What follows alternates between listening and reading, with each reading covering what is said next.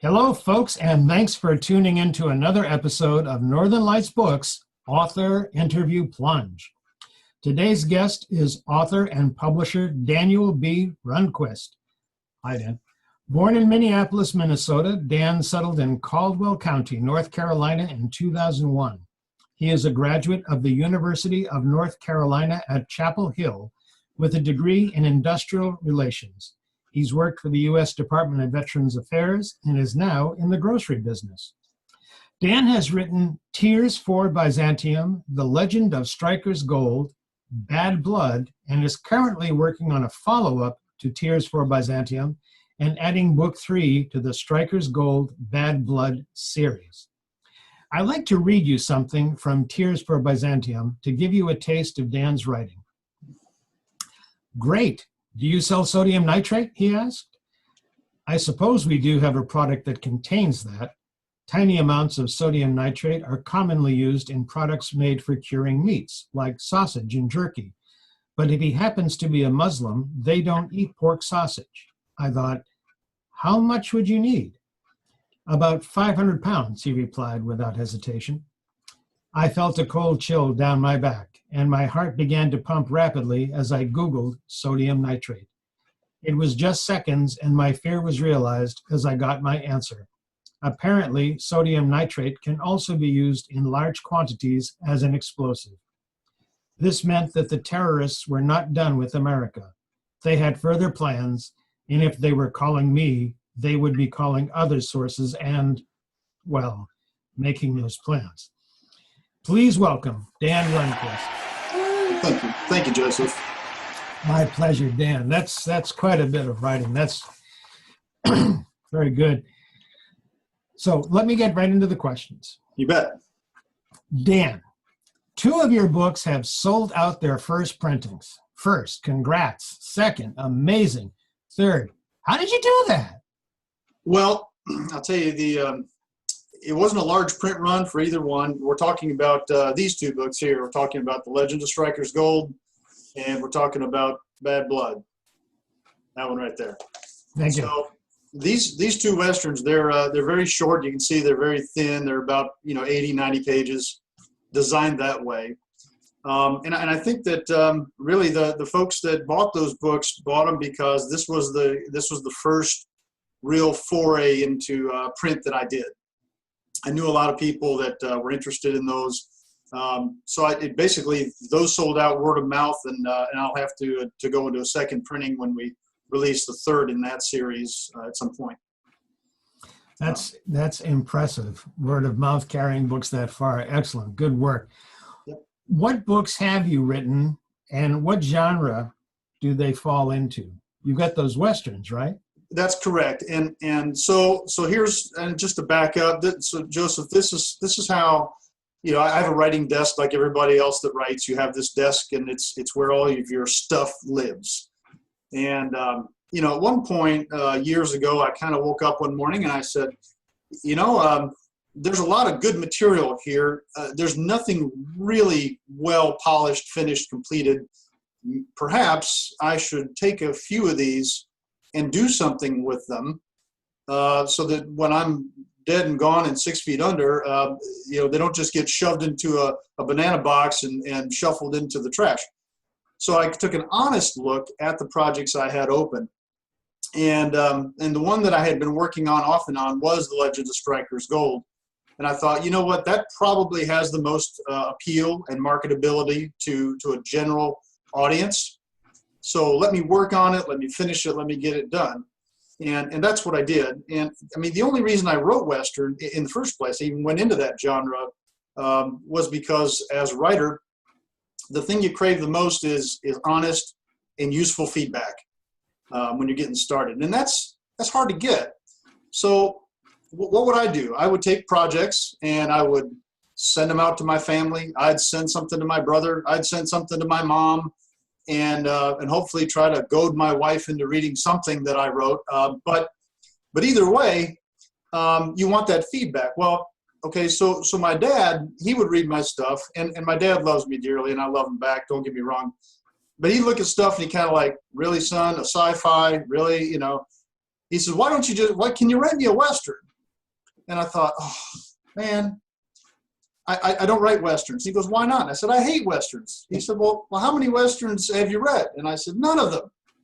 And he goes, well, then write a Western. And I said, oh, okay, fine. So that's how Stryker's Gold came about. I did some research. I guess I researched for about a year and a half of reading things about the West. Because, you know, you can't just get in there and just start writing in a genre that you know nothing about. You'll look silly and stupid. So I took a lot of time, put some historical flair in it. There are some connections to actual American history of the West in these books, although I wouldn't call them historical fiction. The first one, The Legend of Stryker's Gold, this blue book, this came out in April of 2013. And I want to tell you, the minute I finished it, I started work on this second one right here. I went right into Bad Blood, and it picks up exactly where this other one leaves off. The character structure and development went swimmingly well. I couldn't have asked for a better Western to write. So I love the characters. I love where the story takes it. So that's that picture there. Then I kind of took a big shift, and I started moving into nonfiction. Nonfiction is, well, you know, you're a writer, it's a completely different environment. Where fiction, you really only have to worry about character development and continuity. You know, those are your big concerns. Does everything fit? Well, nonfiction, you're now into a place where, you know, people read the news. People have education and understanding in certain areas. They're going to look at your work and go, this guy is way off base. Or they might say, well, yeah, he told us about this, but he didn't really get to the nut of the problem. So nonfiction requires a whole new ball game with those sorts of topics. So my nonfiction, this Tears for Byzantium, it really came out of sorrow. I started asking myself this question many years ago. How in the world did the United States get $9 trillion in debt? That tells you how long ago I asked the question. And so I started, I had a couple questions, but that was the main question. How does the wealthiest country in the world get $9 trillion in debt? So I started asking related questions, and I thought, well, you know, maybe the former presidents can answer this question. So I started reading biographies and things about our former presidents, you know, all the way back, going Eisenhower and Hoover and all these, kind of getting them all the way. And I got frustrated very, very fast because I realized that all of these men were dealing with the same set of problems. They didn't invent the problems. They didn't create the circumstances, but they were all just managing along the best they could. So I went further back, and I started reading the notes and the works of our framers and founders. I started with the gentleman who signed the Declaration of Independence and started looking up if they had any works remaining published. I would pick them up and start reading them. Learned a lot from Samuel Adams, as a matter of fact, in that area. So it became apparent to me that these gentlemen had a different take on things than our presidents after. They all had various opinions of things, but really the problems began when they trashed these Articles of Confederation. When that happened in 1787, things began to kind of move in a certain centralized direction of this federal government. And that's okay as long as it's managed well. But they all knew, I think to some degree, that there was danger in that. What did Benjamin Franklin say when he was asked by the woman in the street after they ratified? She said, what kind of government did we get? And he said, well, a republic if you can keep her. So even he knew that there was danger in this. Thomas Jefferson knew and warned Americans in so many ways that I'm not going to get into. But there were a lot of warnings that, you know, yes, you have a republic, but this is a very precarious thing. It has to be cared for. It has to be nurtured. It has to be done properly. And but along those lines, I started also looking through even further back. A lot of these statesmen came up with their ideas for America based on the ancient world. There were a lot of discussion in the Federalist Papers about Greece and about Rome and what was good about it, what was bad, how it failed, and how we can make it better. So then there's that phrase, we the people, in order to form a more perfect union. That kind of bothered me. It did. Because, why didn't we just, if they were going to write that, why didn't they just write, well, we the people establish this federal government henceforth? They didn't start it that way. They said, a more perfect union. More perfect than what? Well, more perfect than what had come before. They didn't say it was going to be perfect. They said more perfect. So that got me thinking again, and the wheels were turning, and I kept going back and back. And then I discovered this little pocket of history from 330 to 1453, what we know as Byzantium. It's the Eastern Roman Empire, founded by Constantine. It really was the Holy Christian Empire, if you will. A lot of people didn't know about it. I didn't know about it. That's 1,100 years of history that was a complete hole for me. I just didn't pay attention to it. But now I looked at this group of people and this time period, and I studied it and I read about it. John Julius Norwich has a great series on Byzantium. If you read nothing else on Byzantium, John Julius Norwich's books, they're the ones to go for.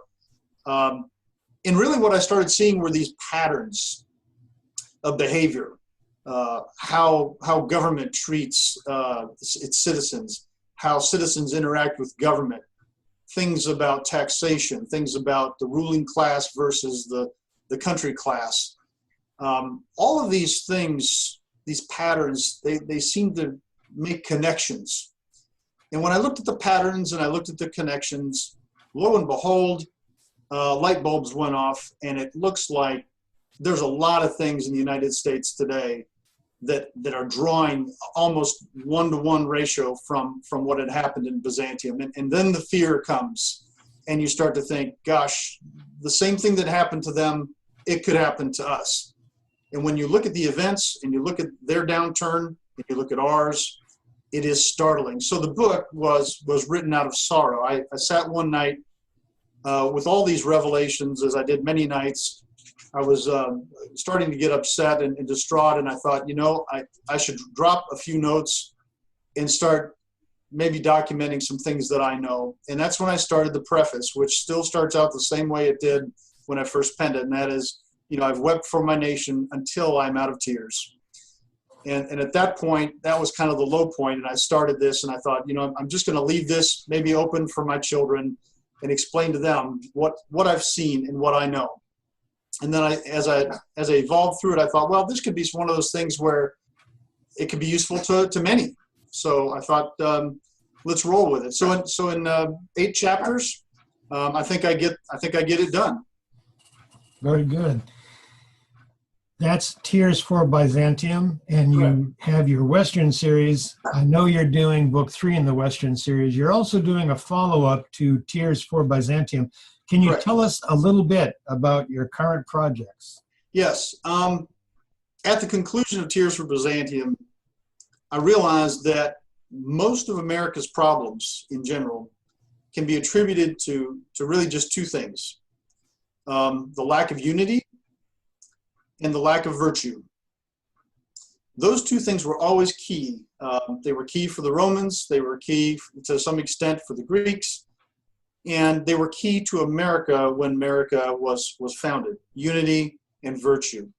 And when you examine the problems that we have today, the problems that got us where we're at, they almost always have their root cause in those 2 things. If there's any way that we can restore virtue and unity in this nation, it'll go a long way towards restoring the culture. Maybe not the finances, but certainly the culture. And that's what this book is about. The church here in the United States, I guess if you want to say Christian, but really the Judeo-Christian tradition, was really the caretaker of virtue and unity in this country. So this book examines what happened. Where are they? how did we go wrong with these two things? Where are they today? So that's kind of how it's going. I'm probably about a third of the way into that. Do you have a title for that book? Yes, that'll be called Prayers for Byzantium. Okay, very good. Now your Western books, you're on book 3. You're doing, Yes. This is going to be a long series or a short series? How many books do you think? I had planned it for 3, and I think I can do it in 3. I tie up loose ends, and it's like any Western, right? You come through a place, you go to a place, and you end up at a place. So that's kind of where we're going here. It will be interesting, and there will be twists and turns. That's all I can really promise about that. Okay. All right. So it's a Western mystery. You're not going to tell us, but you're going to promise. Okay. Right. All right. You're the publisher at New Plymouth Press, and you've already published another writer's work. Number one, congrats. But then, who's the writer? What's the book?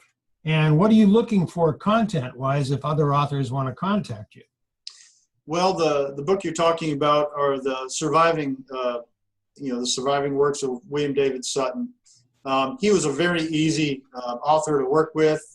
Didn't have a whole lot of feedback for me, and that's probably because he's been dead for 150 years. So I didn't have to argue with him very much about content. Actually, his notes were discovered at my grandparents' house. He is my great-great-grandfather, and we knew that these notes had existed for some time. But my brother and I finally laid hands on them just a few years ago. And it was all in longhand. Nobody really knew what to do with it. My brother, there were copies of it made sitting there. My grandfather made copies. So my brother took a whole set of those copies, shoved it in my lap and said, "Here you go. Here's a copy for you. Maybe you can do something with it." And everything else, it sat on my writing desk for a year, waiting on me to think about it.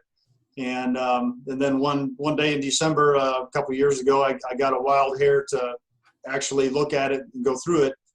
And that involved organizing and then transcribing the longhand into irregular English. Some of the words were old words that we don't use anymore, so that was kind of a challenge. But then the transcription process of writing it and putting it in the correct order, we ended up with about 90 pages of his journal that were useful on several different subjects. Most of what he wrote in rhyme. He wrote in his prose was done with this rhythm and cadence that he had. One of the things that comes to mind is there was a barkeep, a bar owner that wrote I guess had asked him what he thought about business being down and was complaining about his business being down. And so here's William David Sutton, who writes him this scathing poem about why it's a good thing that his business is down. And the guy just roasts this guy. And I thought, man, I would not want to be on the wrong side of William David Sutton's pen. That could be a tough place. But he was from Kentucky and Grayson County, Kentucky, and he started off a partial autobiography. We don't know if there was more of it or not, but a couple of pages in there is autobiography. He said he was from Grayson County at a time where the chief exports were seed ticks and black snakes. So this is a fellow who has a little bit of a sense of humor about himself. Yeah. Okay, so if somebody's not related to you, yes, close or distant, are there things you're looking for as a publisher? Well, yeah. Obviously, I like to see folks that have a positive outlook on their writing. They're maybe looking at maybe doing something for the first time, or maybe they're just writing something inspirational that came to them. I've not really emphasized a whole lot about the publishing side. It's not a big business for me. It's really for my own things. I have helped a lot of people out, and I've directed a lot of folks here and there. I worked with a young lady on a book recently, and I told her, I said, where you're going with it, I'm gonna tell you that you need to probably go over here with that. So I'm not. It's not about me as far as taking other people's work in and trying to do something with them. Believe me, I've got a full plate on my own because writing is what I love to do most. Okay, very good. So, So you love to do the writing. yes, You also write for your local paper, I do. and I understand that came about because you met a girl with a ukulele. It's correct. How did that, can you, I mean, okay, so you're in the Piedmont region of North Carolina and you happen upon a woman with a ukulele. Please tell us this story. Well, there was a Friday night back about a year or so ago, and one of my boys and I decided to go out and get a little sandwich. So we went out to the local establishment to get a little chicken biscuit or something. And we're sitting there, I'm eating my biscuit, minding my own business, bothering nobody. And the music just stops in the restaurant. They have that canned music, overhead, and that it just stopped. And I thought, well, that's kind of weird. Why would they do that? And then this young gal up at the front of the restaurant there pulled out a ukulele and started singing covers, some kind of covers music. And now I'm the wrong person to ask whether or not the music was really good or bad or whatever. I couldn't tell you who won a Grammy in the last 10 years. I'm not a music person. And so I heard what she was singing, and I heard how she presented herself, saw everything for my own self, and I began to wonder about that. Just in the back of my mind, I'm thinking, so this gal, she's a 20-something person. Why is she in a fast food restaurant plucking on a ukulele on Friday night? There are any number of places that this gal could be. She could be at a club. She could be at a movie with her friends. She could be at a football game. There's any place she could go, but she's sitting in this restaurant picking away at this ukulele. Why? There's got to be a reason for it. Well, it didn't bother me all that much. I did finish my meal. We went out to the truck. But as I went to start the truck, I couldn't do it. I just had to know why this gal was in there doing her thing. So I grabbed my notebook, grabbed my pen, and my son, of course, looked at me and groaned and said, "Oh, Dad, please, come on." And I said, "No, just sit tight right here." I said, "I'll be right back." So I went in there, and I waited till she finished or took a break, and I introduced myself to her, and I said, I'm just kind of curious. At this point, I wasn't writing for the Caldwell Journal at all. I was just a curious, strange man with a notebook. So, excuse me, the Caldwell Journal is the newspaper that you write for. Yes, that's right. That's Mark Jackson's work. So I just asked her a couple questions. I said, "What brings you here? Why are you here? With all the places to go, what are you doing?" And she just began to tell me all about how she loved her music, and she just loved what she did. She had lots of inspiration for music. She writes music. She plays music. She got into a car accident, got rehabilitated, and still plays piano. And I thought, wow, what an inspiration for this young gal to really just follow her passion.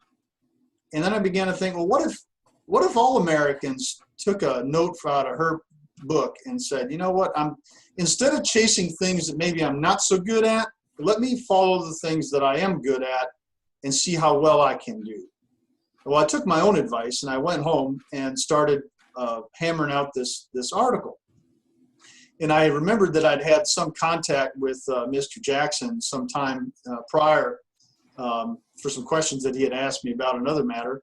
And I thought, you know what, when I finish this up, I'm just going to send it over to Mr. Jackson and just see what he thinks, if that's something that would interest him. And sure enough, that was right up his alley.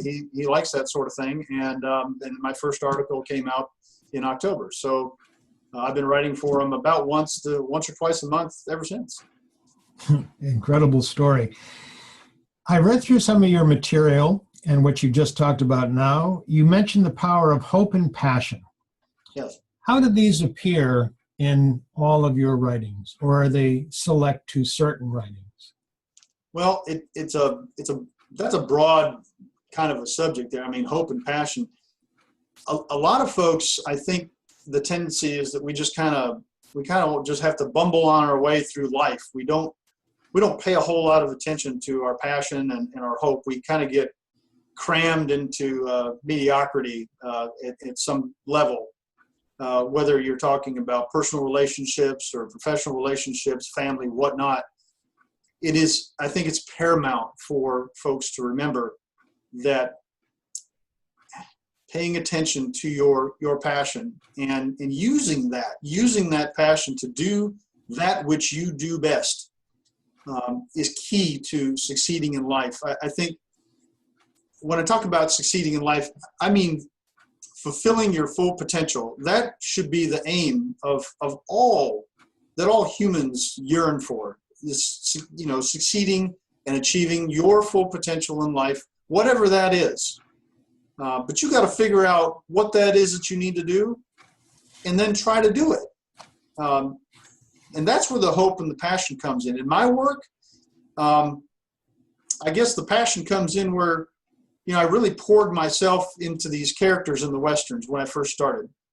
I took those characters from just being kind of two-dimensional, and I just poured in a bunch of passion with those guys. And I put myself in their shoes, and I pretended I was them. And I looked at the things they were looking at and dealt with the things they were dealing with in order to get it down on paper, you know? So I kind of put myself through that. In Tears for Byzantium, well, I did go through that. I did have the guy call me and ask for sodium nitrate, and that was terrifying for me. So, you know, I lived through 9/11 like everybody else did here, you know, so we all have a story about 9/11, and that's mine. So I look at that and I go, this was just a terrible time for America.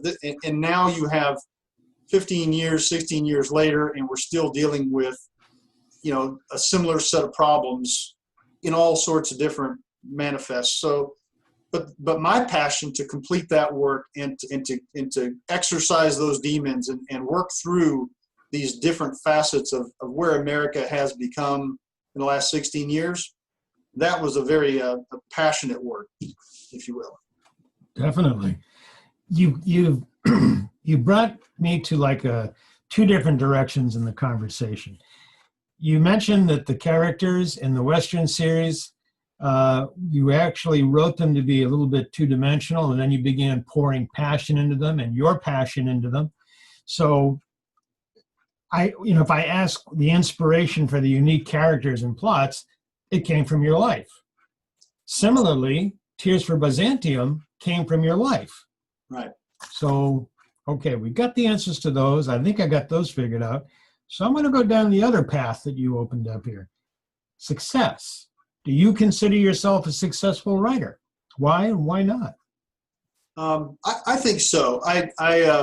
I'm pleased with what I've been able to do so far. And for me, it's not really about selling books. I'm not in the book selling business. I don't have, obviously, a bookstore. I have books for sale, but I'm not a bookseller. I like to write. It's a thing that I do. It's a creative outlet. When you talk about the fiction, it's kind of catharsis there in the nonfiction. You know, where you take a subject and peel back the layers of the onion until you can get to what you think is the nut of the problem. So in my view, it's more about problem solving for me in nonfiction. You know, I can solve this problem, but I can put it all in writing and prove that I solved it to myself. I'm passionate about the writing. I don't push books. In fact, I'm donating all of the proceeds for Tears for Byzantium to the disabled American veterans in Chapter 6, Hudson, North Carolina. Great group of guys. Love them to death. Met them one time, but I got to tell you, I was just impressed by these men. And if I can do my little part to help them, then that's what I'm going to do. So when it comes to selling the books, again, I'm really not in the book sales business. I would like to see the book sell, yes. I'd like people to enjoy my work, absolutely. But it's not really about money to me. So people ask, they go, well, this Tears for Byzantium, how come you haven't put it out on Kindle yet? Well, how come you haven't done this? How come you haven't done that? There's a purpose for that. And, Mark Jackson over at the Caldwell Journal, he runs a small business. He owns the Caldwell Journal. I thought, when I roll this title out, let's do this differently. Instead of flopping it out there on Amazon and everywhere else, let's give Mark some props here. Let's see if we can help Mark, expand his footprint a little bit. And Mark and I talked quite a bit about this. So I've given him an exclusive for now to publish this book, or print it, I guess, in a PDF format, I guess, distribute. And he started the Caldwell Journal bookshelf for a place on his website where you have local authors' work or links to them. I'm out there. He's got another writer out there. I'm sure there'll be more. But this gives the Caldwell Journal a chance to kind of expand their own local footprint, so they can own local in this area. So I think that's exciting for Mark. I think it's exciting for what he's doing with the journal, and I'm pleased to be a supporter of small business in that respect. Excellent. Very good. You were born in Minneapolis, and you now live in Hickory, North Carolina. That's at the foothills of the Piedmont. Am I correct? That's a beautiful area. Yep. Where else have you lived, and what is your favorite place to be, if it's not Hickory? Well, I can't imagine a better place to live than where we live today. We're blessed to be here.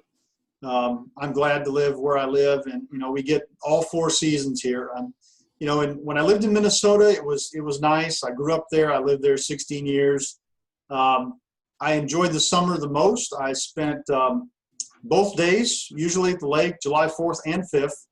And then after that, of course, you have the other season, which is winter's coming.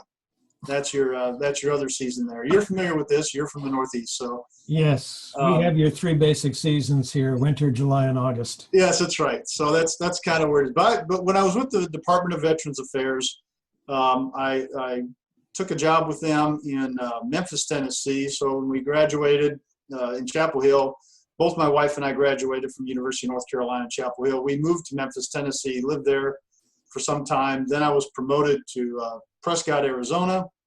I was there for some time. I moved to Columbia, Missouri.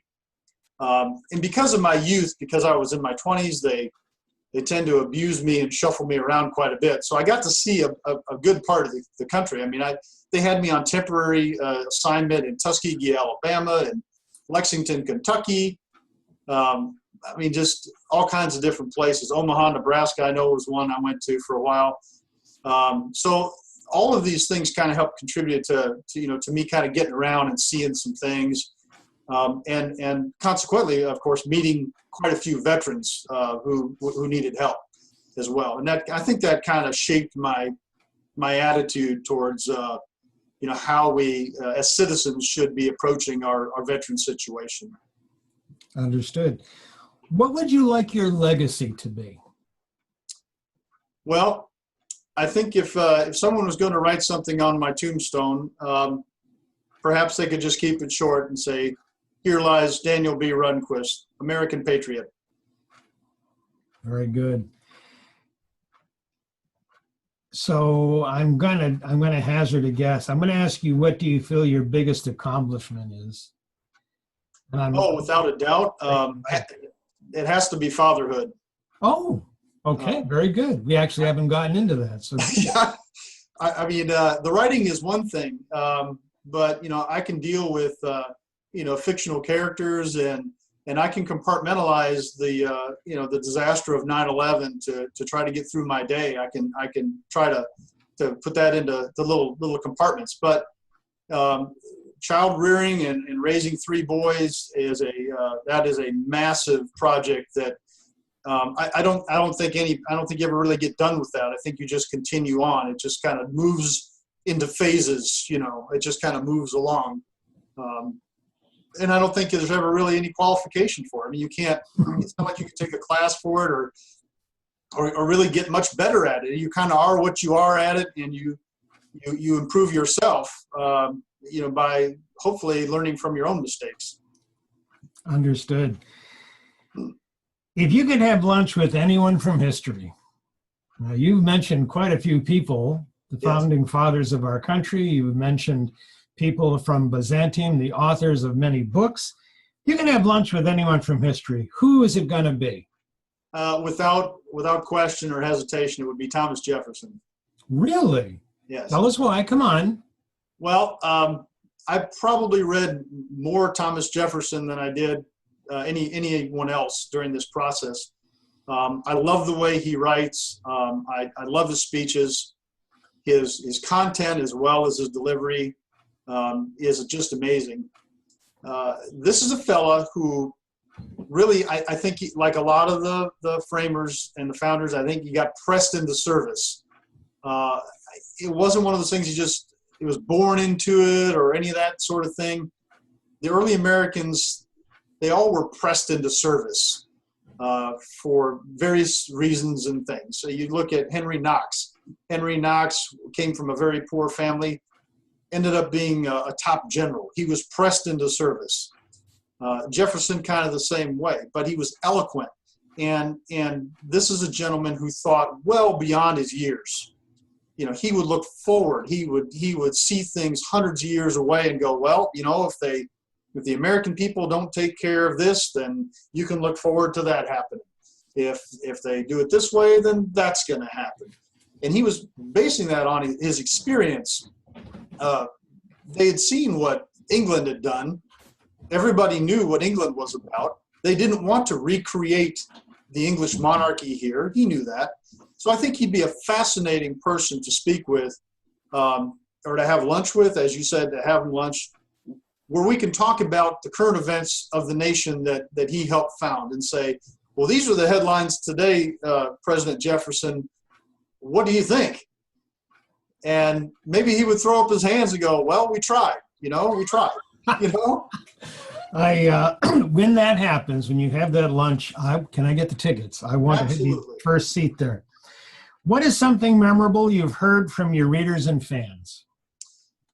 Well, I've heard a lot of feedback from the Westerns, and people like that they're short. They like that there's pretty much this nonstop action. You don't have a lot of unnecessary things going on in the background. Everything contributes to the movement of the timeline along. I could have slowed it down. I could have added a lot of graphic material like a lot of Westerns do. Didn't feel that was necessary to tell the story, so you would call it, I guess you'd call it a clean read. There might be one cuss word in there, but I think most of the material, it doesn't really call for that. And I think people appreciate that you move the story along. You don't have to have long, drawn-out things. You can just get right to the action. You can keep the characters in motion. Yes, there is some background and some things, but at the same time, being 84 or 100 pages, it doesn't weigh you down like some grand, novel. Mm-hmm. And so that's probably been the most positive comments I've had along those lines. Good ones to get. Yep. Dan, I got one more question for you. Before I get to it, I want to make sure I say thank you. This has been tremendous time for me. I've enjoyed talking with you. I hope the listeners and watchers have as well. So let me do the last question. Sure. What question do you wish that someone would ask about you or your books, but nobody has? Well, I'd like somebody to ask some questions about Tears for Byzantium and say, what do we do now? I'd like to have that conversation with my fellow Americans. I'd like to talk to folks about what do we do now? What does the American people, where are we and what do we do? How do we deal with the America of today? How do we deal with politicians? How do we deal with a bloated government? How do we deal with wasted tax monies? What do we do now? And I'd love for readers to have that conversation. I hope they read this book. I hope that they have questions of their own. I don't want them to take my answers as the gospel. I want them to open their minds and go, you know what, maybe there's something here I should look at. Maybe there's something there I should be reading on my own. And self-educate and open their eyes a little bit. I'm not pushing a policy. I'm not pushing a party. I'm simply saying we've got situations that Americans we got to deal with. So I would love for people to say, okay, Dan, what do we do about it now? Okay, Dan, you're talking about Prayers for Byzantium, I believe. Yes. And that's going to be out this year? Hopefully that'll be out by the end of 2018 if I do my work right, yes. By the end of 2018. So then, sir, here's a question for you. Would you be willing to come back at the end of 2018 when you're publishing, when Prayers for Byzantium is being released, and help us all to understand what we do now?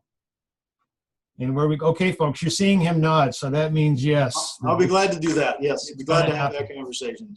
Okay.